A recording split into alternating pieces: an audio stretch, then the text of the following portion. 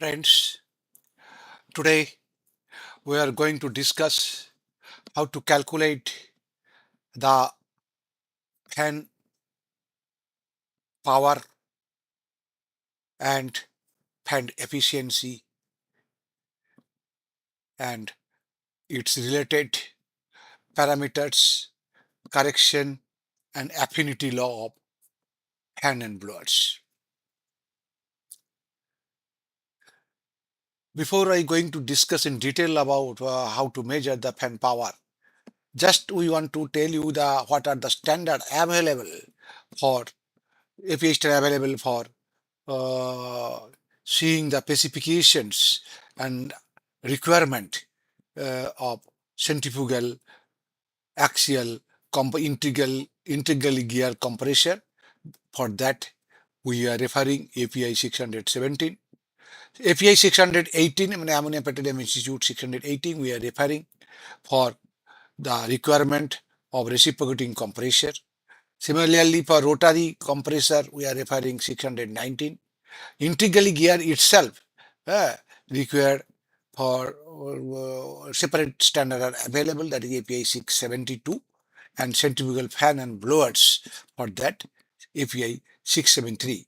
If you refer 673, then we come to know the all requirements along with the calculation procedure for fan power and efficiency and other requirements. Before going to calculate the fan power requirement, we want to just go through the different laws, fundamental laws that are available, and we have read it. That is, PV is equal to RT. Here V is your specific volume, uh, when and T is your absolute temperature, and P is your gas pressure, gas pressure, and the specific volume when multiplied by m, it will give the total volume. How this volume, specific volume multiplied by mass, will come to total volume? If you see the specific, the unit of specific volume is meter cube per kg, and if you multiply it by the mass, then what will happen?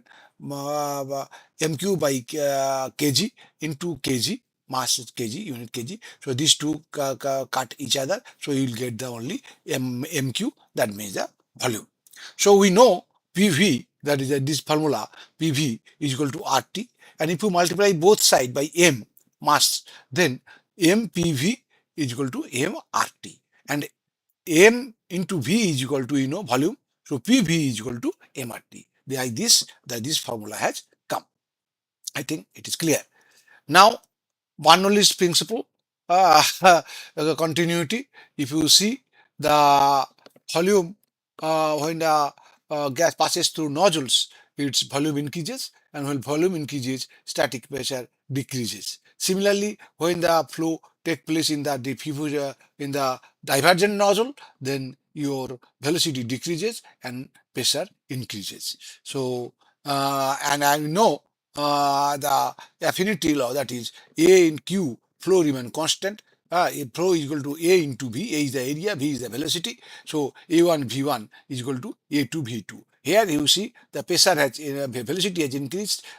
So A1 decreased, V1 has in V2 has increased. So and here A1 has increased, V1 is decreased. So both are matching each other. And if you know one, we can calculate the other one. Now, fundamentals in the Avogadro's law, a mole is defined. A mole is defined as that, as a mole is defined as that a mass of the substance that is numerically equal to its molecular weight. The mass of a substance that is numerically equal to its molecular weight. Identical volume of gases, identical volume of gases at same temperature and pressure contain equal number of molecule for each gas, contain equal number of molecule for each gas when the pressure and temperature uh, uh, and volume, identical volume same, then the number of molecule for maybe different type of gases will be the same. So identical volume will have weight proportional to the molecular weight. So m is equal to n number of molecules for all are same into molecular weight. So n is equal to number of molecules into molecular weight. So Pv is equal to Pv mRT. So m in place of m we are writing n into mw into RT. So this is also another formula. We'll get it. Now you know when the temperature here increases, the pressure is also increases. Your temperature increases, pressure is also increases. Pressure is also increases, and when the temperature is decreasing, pressure is also decreasing. Pressure is also decreasing. That is the gas law, as per the gas law. And now we'll show you the when I have earlier also slides topic when I have told you specifically that when we are changing providing a damper on the discharge side, if you change the position of the close, if you close it and open the damper further, increase and closing, then the system resistance will go on increasing and decreasing as per the opening of the dampers. Suppose this is your performance curve and system resistance curve is here SC1, and it cut the performance curve at A. Suppose you are closing these dampers, these are dampers, then what will happen? The resistance will increase, pressure will increase, and the pressure will increase, the volume will come down. Earlier it was Q1, pressure P1, now it is volume, pressure increased to B, A to B, and volume has come down to Q2. The same volume, if you want, can be achieved if you reduce the RPM. Or suppose it is running at N2 RPM, at the same Q2, it is touching the performance curve at point C, but at a lower pressure. So we can come to a conclusion that if you want to bring down the quantity, the instead of closing the damper, if you reducing the RPM, that will be energy savings. Of course, the pressure will also come down. Now, before going to measure the power requirement for centrifugal compression, we should know the what is static pressure. Static pressure is the absolute pressure, at the point, at a point minus the reference atmospheric pressure. Absolute pressure at a point minus the atmospheric pressure. That will give you the static pressure. Dynamic pressure means when flowing taking place inside the duct or inside a duct, then the rise in static pressure due to this flow which occur when the air moving with specified velocity at a point is brought to rest without loss of mechanical energy. It is also known as velocity pressure. Velocity pressure. Total pressure means it is a combination, it is addition of static pressure plus dynamic pressure. Static pressure and dynamic pressure at a point. Fan shaft power is what? Now the mechanical power supplied to the fan shaft. And motor input power means what is the power we are giving to the motor from external sources. So static fan efficiency is the volume flow plus total pressure rise in millimeter of water column divided by 102, that a factor, numerical factor for changing the units, and power input to the shaft. Power input to the shaft. What is power giving to the from by motor to fan shaft? That will give you the fan efficiency. Now, where to measure the pressure and volume? Where to measure the pressure?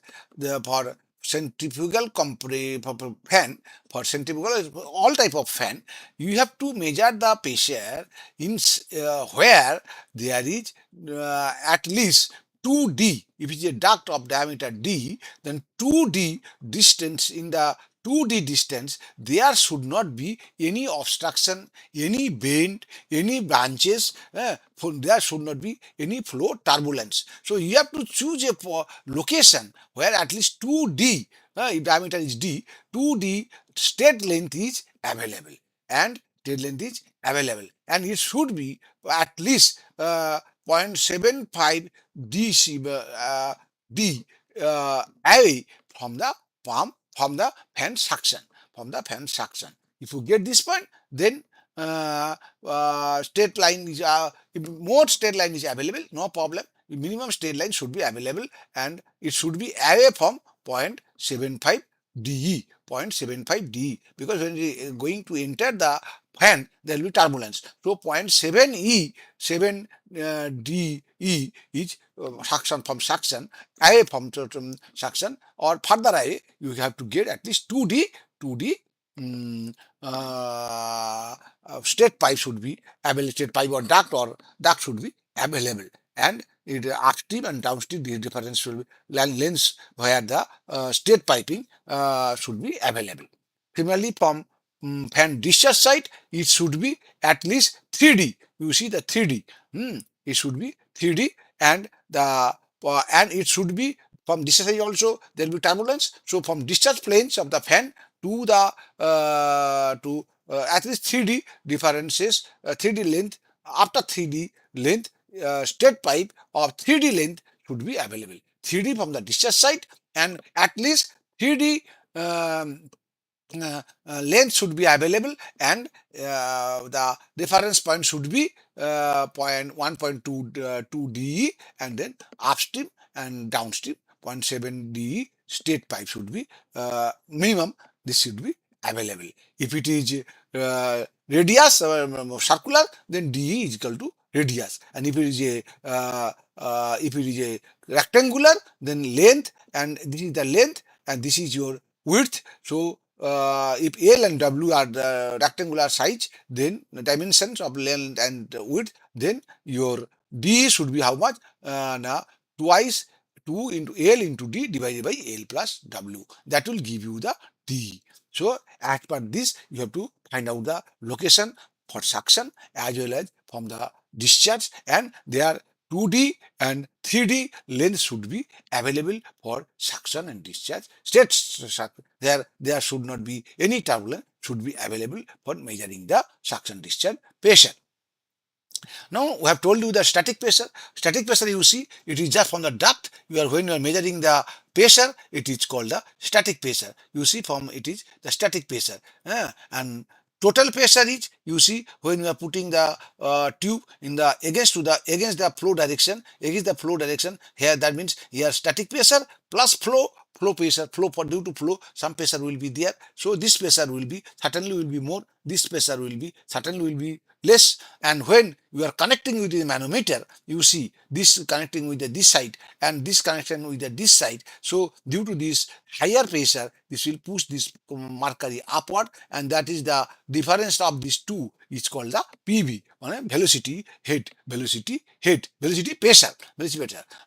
For that, two tapping is required. But if you are using pitot tubes, then pitot tubes having a center hole, you see the center hole, from center hole, here pressure as well as the velocity head, we are getting velocity pressure, we are getting pressure, static pressure plus velocity, total pressure we are getting here, total pressure getting here, and from here there is a hole, you see. So above this it is a annular type. So from the annular, it will be only static pressure. So annular portion is coming connected to here, and this total pressure is connecting to this side, and this side pressure is more, so it push this mercury up above, and that is this difference, the elevation difference is the velocity pressure, and with single tube it is possible to measure. Here two different holes are required, but here only one with single, because one is having a central hole and another was the annular hole. From annular hole we are getting the annular we are getting the static pressure, and from the annular inner hole, central hole, we are getting the A pressure. We are getting the velocity total pressure. So this difference is called the velocity pressure. Now calculation the velocity.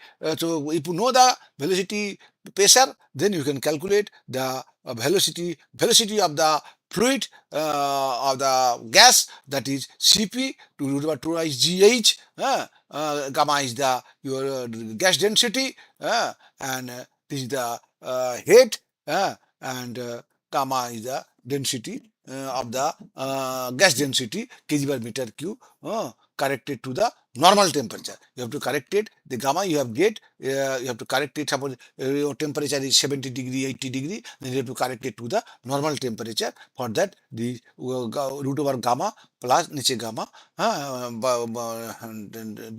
denominator gamma, and you multiply this. The formula is twice GH V, but you multiply by CP. CP is the pitot tube coefficient, that is normally 0.85 we are taking, and then we will get dp is the velocity pressure, so you will get the c velocity of the fluid. And when you get the velocity of the fluid, and the volume flow will be how much? Now when you know the velocity, you will multiply by the area, that is area into cp, and cp, and this the velocity, so you will get the flow, that is in unit will be meter cube per second. Next is your pump power, fan power, motor power. Motor power, whatever, if we are giving current V, current voltage I, voltage volt, and then root 3 VI cos phi. Cos phi is the power factor. You will get how much power we are giving to the motor. And the motor is having some efficiency also. And power factor normally you are taking for from the section, electrical section, you will get the power factor, that is to multiply. For three-phase motor, root 3 VI cos phi. For single phase, it is only VI cos phi. For DC, it is VI. So you will get the power input to the motor, and the motor is having its own efficiency, plus there will be transmission losses. There will be transmission losses if you are using the V belt, if you are using flat belt, if you are using gear, then this is the efficiency. You have to multiply to the power and efficiency of the motor, then this power will go to fan shaft. And that is the power input the what will the power input the shaft? Now power fan power, motor power into motor efficiency plus transmission system efficiency, and fan efficiency will be the, how will get the fan efficiency? You know the total volume, how much flow is there, then velocity head, velocity pressure, WC, what in water column, then 102 is the factor, plus power giving to the motor, power giving to the fan shaft, that is input power to fan shaft. Okay, that will give you the fan efficiency. We'll give you one example. Suppose design parameter of a fan is 292 meter cube per second volume, and static pressure is 609.6 millimeter of water column. Then temperature is 32 degrees centigrade. RPM is this. Then you have to measure, and your inlet damper position 80% open.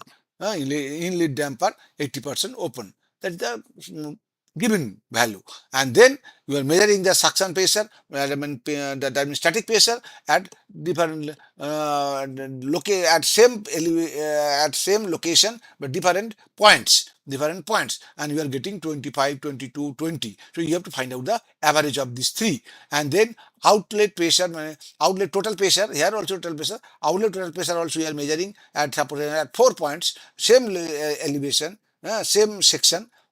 Then you are getting suppose 455 and for 462, 480, 470. You have to take the average, and the dv velocity head, that is from the manometer, the difference delta v, you are getting 70 millimeter of water column, 70 millimeter of water column. Then volume flow is suppose 166 flow is there, and then ampere is 220, and this is the kilowatt power giving to the fan shaft.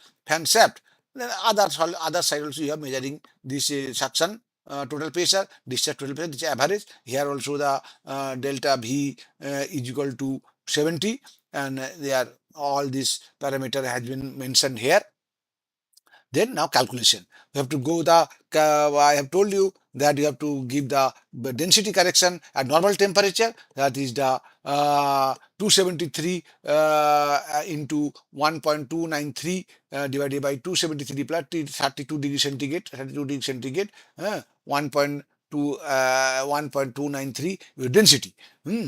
uh, Density, and then 32 degree, what will be your density? Normal temperature density है तो what will be the density of 32 degree centigrade? This is the density of your 30, density of at 32 degree centigrade. Then Cp, you know, I have told you 0.85, and this is the formula. A is the area, already they were given. This is the duct size, rectangular duct size, length and width, and then this is the delta P. Delta P they have mentioned, that is 70. 70 already mentioned, 70, and this is the density, corrected density, the root over divided by 1.15, that is the velocity we have already, 166 point. You put all this value and calculate it, it will come 166.6 meter cube per second. Then next, when you get the velocity, and they have to calculate the power input to the motor. That is root 3 VI cos phi. V is your 66,000 volt and 220 ampere. Zero point 0.9 the power factor divided 1000 at a kilowatt. And then as it is a double suction, one side suction is 166.6, so multiply by 2. Both suction is there, both side impeller, double impeller, double volume, double total volume, double inlet fan. So inlet will be 333.2 meter cube per second. Even now power input, that is the power, we have to multiply it with the efficiency. Efficiency is a motor efficiency 0.94, then this figure will be 2124, which we have mentioned earlier, here. You see 2127 kilowatt, that we have already mentioned. Earlier, how this has come, that is multiply with the motor efficiency plus transmission efficiency. You can mention, but here in particular cases we have ignored it. Now the if you put all this thing in the formula, fan efficiency to static head, total pressure in pressure you have to calculate, that is the discharge, and this is the negative suction. Suction is 0.22 minus 2233, that is the total head, minus and minus, discharge minus suction. Suction is minus, that's why it has come to minus plus, that will come to 491 millimeter of water column. So efficiency will be, that is the 333.2 is your total volume flow, and 491 is your head, total head. Then 102 and 2127 is your power input to the shaft, and into like 100, that will give you 77.5% is your efficiency. And now we are going to tell you the general fan law. The general fan law, affinity law, you can say the affinity law. It is applicable when one fan law, the one can convert the performance of fan from one set of variables, where size, speed, and gas density, to another set of variables geometrically similar fan, without running the test and the second fan. So if you know the RPM, or the different one fan, and then other fan, if you change the RPM, you will you come to know how much power, how much speed is, etc., gas is, etc., there. So you can calculate the head, calculate the power, calculate the flow. This is applicable to all type of fans: axial, centrifugal, mixed flow, root ventilator, cross flow, whichever we explain the pump compressor types, blower types, compressor types. So blowers, vortex blowers, all type of fans, it is this affinity law is applicable. What is affinity law? Now flow is directly proportional to the RPM change. If your RPM change is there, then divided by the ratio will give you the new capacity. Similarly, pressure is also the RPM 1, RPM 2, and RPM 1 to the power square. And power is also to the power cube, RPM cube. So if you can increase or decrease the RPM accordingly, your pressure, your power, your capacity will come to know. Friends, I think I have discussed in detail all the formulas, thermodynamics, to how to calculate the fan power, fan efficiency. These fans normally we are using, big fans we are using in power plants, structure, that is ID fan, FD fan, PA fan. If you know this, you know the total pressure and differential pressure, then you can calculate and size of the duct. You can calculate the velocity, then flow, and then power. Motor power also you can calculate by measuring the ampere, but the velocity you know, power factor if you know, then multiply with the motor efficiency. For the shaft power you will get, when you get the shaft power using the formula, you can get the efficiency. If you still have any doubt, you can ask me, or if, or mail me. I will have to try to reply your all questions. If you want to make a video conference or online training, that also can be arranged with your management, and you can ask your management to talk to me, and we can arrange for the online discussion also. Thank you very much.